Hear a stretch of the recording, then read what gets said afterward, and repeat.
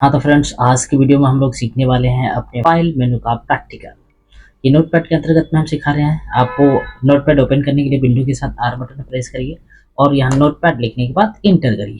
जैसे आप इंटर करेंगे आप देख सकते हैं आपका ये वर्क स्पेस पे आपका नोटपैड ओपन हो चुका है। आप इसको थोड़ा बहुत बड़ा कर लीजिए। तो दोस्तों शुरू करते हैं बिना कुछ देरी किए हम अपने आगे की क्लासेस।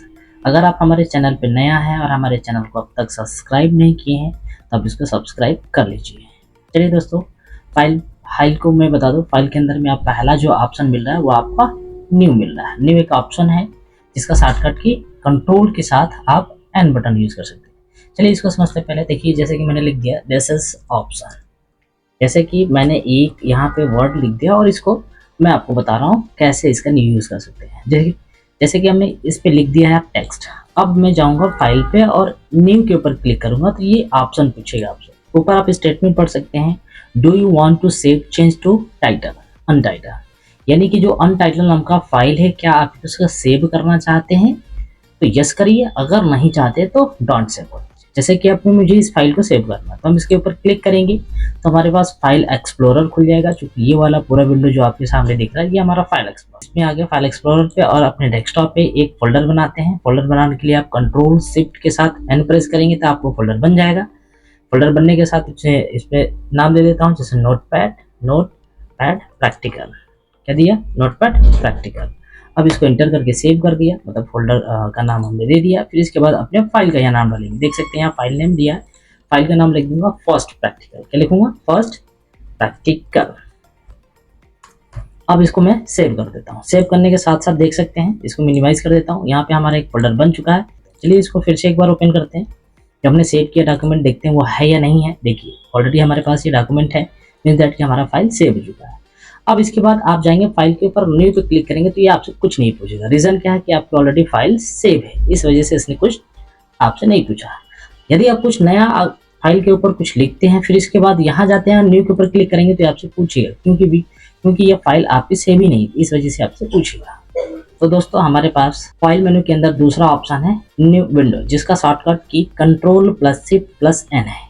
आप ये 3 बटन का यूज करके भी आप एक नया विंडो ले सकते हैं। उससे पहले हम देखेंगे कि नया विंडो है क्या। जैसे कि मान लीजिए कि एक हमारा ये विंडो ऑलरेडी है, हम चाहते हैं कि एक और नया विंडो हमारे पास आ जाए जिसपे दूसरा कोई डॉक्यूमेंट हो, तो आप इस ऑप्शन का यूज बहुत ईजीली कर सकते हैं। तीसरे के अंदर देखते हैं ऑप्शन क्या है। तीसरा है ओपन। जैसे कि आप आगे अपने फाइल के ऊपर और ओपन के ऊपर जैसे क्लिक करेंगे तो ये पूछ रहा है कि आपने जो पहले का डॉक्यूमेंट बनाया क्या उसका सेव करना नहीं करना। मैं इसको डोंट सेव कर देता हूँ, इससे पूछेगा नहीं। फिर इसके बाद सीधे सीधे आगे हमारा जिस फाइल को आप चूज करना चाहते हैं उसका डिटेल। तो देख सकते हैं हमारा नोटपैड का प्रैक्टिकल पहले से एक है ऑलरेडी डॉक्यूमेंट बना हुआ।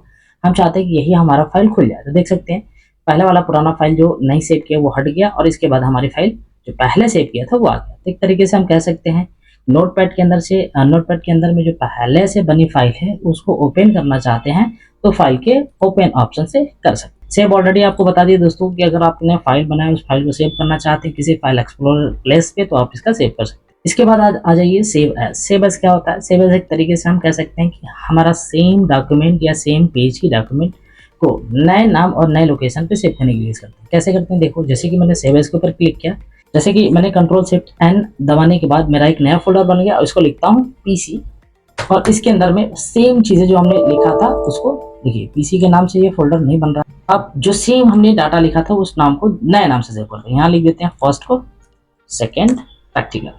इसके बाद इसको हम सेव कर देते हैं। देखिए तो हमने एक नया लोकेशन भी चूज किया और अपने फाइल का नया नाम दिया और दोनों जगह हमारा अलग अलग क्या मिल गया, नाम से फोल्डर मिल गया, मतलब फाइल मिल गया। पीसी फोल्डर के अंदर में आएंगे, देखिए वही सेम डेटा हमको मिल जाएगा इसके अंदर एक नए नाम से एक नए लोकेशन पे। फिर नोटपैड वाले पहले वाले फोल्डर पे जाएंगे, यहाँ फर्स्ट प्रैक्टिकल को ओपन करेंगे तो सेम चीजें मिल जाएगा आपको इसमें। तो एक तरीके से कह सकते हैं कि जो सेव एज का प्रयोग होता है वो आप नोटपैड की फाइल जो पहले से बनी है उसको एक नए नाम और नए लोकेशन पे सेव करने के लिए करते हैं इजीली।